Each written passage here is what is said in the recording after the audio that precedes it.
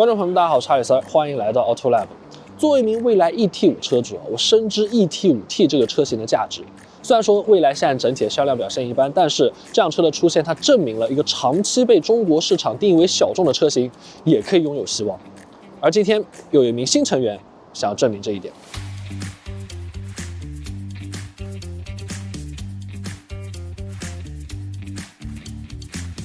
极氪007 GT， 自从007这款车问世以来，想让它出一个旅行版的呼声就一直非常的高涨。而在1年多的时间之后，各位终于是梦想成真了。但是极氪官方并未将其定义为旅行车，而是沿用了他们的初心，也就是极氪001的猎装概念。因为他们声称，不同于 ET5T 只是增加了后舱的空间，这台车是在007的基础上衍生出了一个全新的物种。那么具体体现在哪里呢？我们首先来看车头设计的变化。相比于007那个有一点圆润的设计手法，007 GT 增加一些比较锋利的一些点缀，比如说在它的棒式引擎盖上、前机舱盖上增加2根金线啊，看起来力量感会突出一些。然后就是换装了一个作为蔚来车主看起来有那么一点点眼熟的前杠样式。虽然说这个变化并没有很多，但是它做到了很重要的一点，就是它把整个车头的视觉重心给往下压了。所以说，相比于007那个看起来有点厚厚的、有点呆呆的车头，007 GT 的车头一下就显得犀利了不少。当然了，视觉重心发生更多变化的地方，自然是在车尾了，而这也是非常重要的判断这辆车能否被称之为猎装，也就是 shooting brake 的地方。我们先来回顾一下 shooting brake 这个词的定义。其实最早它的使用场景只有一个，就是给欧洲的贵族们打猎用的。欧洲贵族嘛，他们想要比较性能、比较豪华的车。但同时你要打猎，所以你的后备箱必须要能放下猎枪以及猎物。所以说，这样一个非常神奇但是感性的组合就此诞生了。事实上，在奔驰 CLS Shooting Brake 这款车诞生之前，世界上几乎所有的 Shooting Brake 全是由2门豪华 GT 改造而来的。这或许也是为什么这辆车要被命名为007 GT 的一个原因。你可以简单理解为，所有轿跑车型改装成旅行车，它就是一台猎装车。所以从这个定义来判断的话，007 GT 算不上一台真正意义上的猎装车，因为007虽然它的线条不是很主流，但它是一台标准的3厢轿车。但是当我们从整个车身的形态、车尾的线条来判断的话，答案可能就会不一样了。尤其是在打开尾门的情况下，你确实会在这辆车上看到 CLS Shooting Brake 的身影。虽然说我对这整个车尾的设计并没有特别感冒，我觉得它的尾灯还是太高了一些，后窗的面积还不够，而且整个车尾的视觉效果从正后方看还是有一点厚实。但是它可能真的是近几年以来中国市场上最配得上猎装名号的车型。现在打开尾门，我们也来评价一下一台 Shooting Brake 最基础的素质。首先，后备箱整体还是非常的规整的，2个盖板下面呢可以保留暗格，也可以往下探，四周有4个锚点，而且附带了一张网，可以去约束一些物品。同时两侧还有额外的一些松紧带可以去约束。两边的挂钩一共最大是可以承受3公斤的一个载重，同时上方是保留了一个遮物帘的一个设计，虽然说我不知道它具体遮物帘最后会长成什么样子。然后在后备箱中也可以直接的放倒后排座椅，进一步的去增加你承载时候的一个方便程度。而且它的中间也预留了很多欧洲车才会预留的一种，就是所谓可以放滑雪板的长条设计，你的后排座椅的中间的盖板可以直接打开。当然，这样的设计也方便你在后排去拿取后备箱的物品。这一切的表现呢，可以说是中规中矩，但其实极氪的精品商城在后续还会推出一系列与这个后备箱相关的配件，或许可以进一步增加它的拓展能力。除了后备箱装载能力的提升之外 ，Shooting Brake 的线条和造型也可以带来后排头部空间的提升。反正以我这个身高，坐在任何一台车长不到5米的电动轿车的后排，不碰头不碰腿，已经是一个很好的表现了。当然了，它为了保证这个纵向空间，其实看得出来它的坐垫的高度是比较有限的，所以对我大腿的支撑也比较有限。但是说实话，这样的表现已经很让人满意了，因为我的 ET5 后排是不能坐。ET5T 的后排呢是不是不能坐，而这辆车的后排是能坐。只可惜整个车身形态的变化并不会对整个前排的空间带来任何的贡献，所以说配合上这个我觉得大的有点离谱的方向盘我的驾驶空间还是显得有一些局促的。不过前排的中控依旧是进行了一些重新的设计，比如说增加了实体按键，而且增加了这个所谓灵感来自于伊莫拉赛道托萨弯角的这个框架。这个框架设计其实非常的巧妙，它增加了3个优点：第一，拥有了一个开放式储物格，拿取东西更加的方便；第二，为你的膝盖提供了一个很好的支撑，我觉得这一点在长途驾驶以及激烈驾驶的时候非常的重要。而第三，提供了一个扶手，这一点相信我的副驾一会儿就会用得到。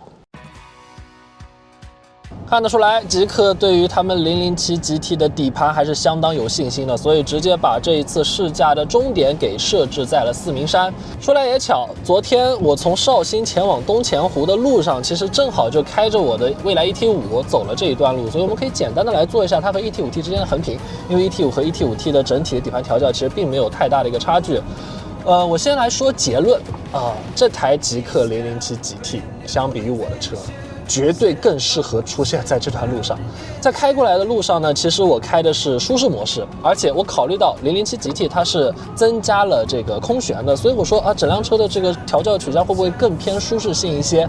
在开过来的高速上，我确实也感觉到了这样的一个特点，但是很显然它的空悬再加上当前 CDC 这个调教的风格，把它的车身的动态范围给增加了很多。所以当我打开运动模式出现在山路上的时候，我发现整辆车变得相当的跟手。我们一条条来评价，首先来评价这辆车的驾驶性，也就是油门的响应。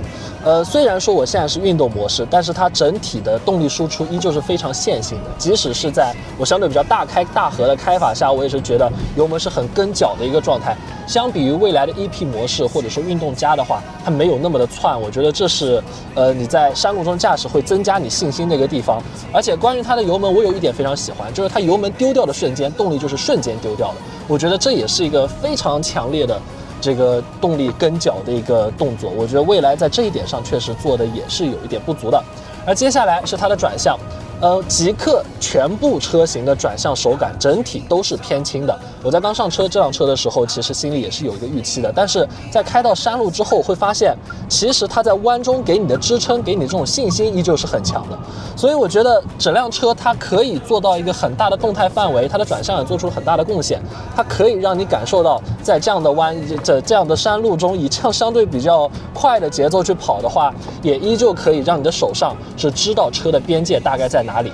那么接下来是整辆车的抓地力，虽然说它配备的只是 PSEV 的轮胎，然后是40的扁平比20寸的一个尺寸，但是相比于我的 ePrimacy， 那在这里真的是差距太大了。现在的地是湿的，而刚才我们上午上来的时候地甚至在下雨，但即使在这样的状态下，它的抓地力也比我的 ET5 要强很多。而且在压到中间的白线的时候，一般在雨天如果压到白线是件很危险的事情，然而这辆车的动力输出也没有任何循迹性上的问题，一脚油门出去，车尾几乎没有多余的动作，这也是让我觉得这辆车其实底盘调教非常厉害的地方。所以它的重头戏就是它的底盘调教，它整辆车在弯中的这种支撑感依旧是很充足的，尤其是在调到运动模式之后，你会觉得初期的侧倾会比较明显，会让你感知到，但其实侧倾也是你在跑山时候一个非常重要的信息。而当你真的把车丢进弯里的时候，你会发现它完全可以撑得住你把它丢进弯中的这种猛烈的感觉。所以说这我觉得是旅行车非常重要的一个意义。当你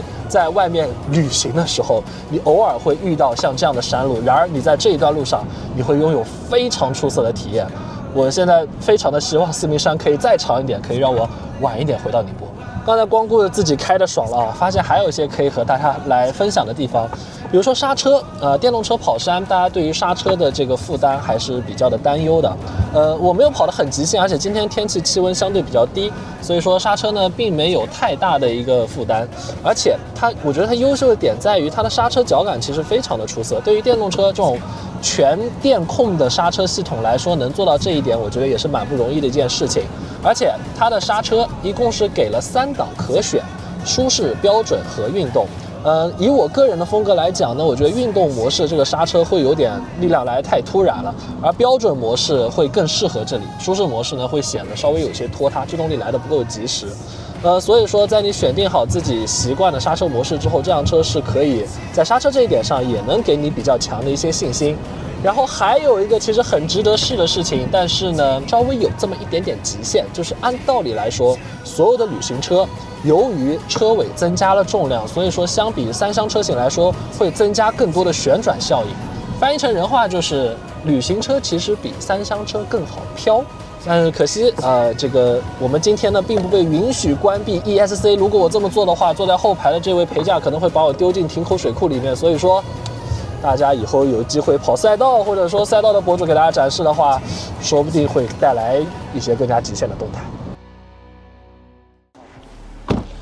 在昨天产品介绍会上，极客的负责人说了一句让我印象非常深刻的话，他说：“极客不做无聊的电动车。”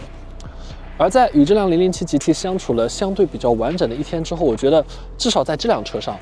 极客做到了这一点。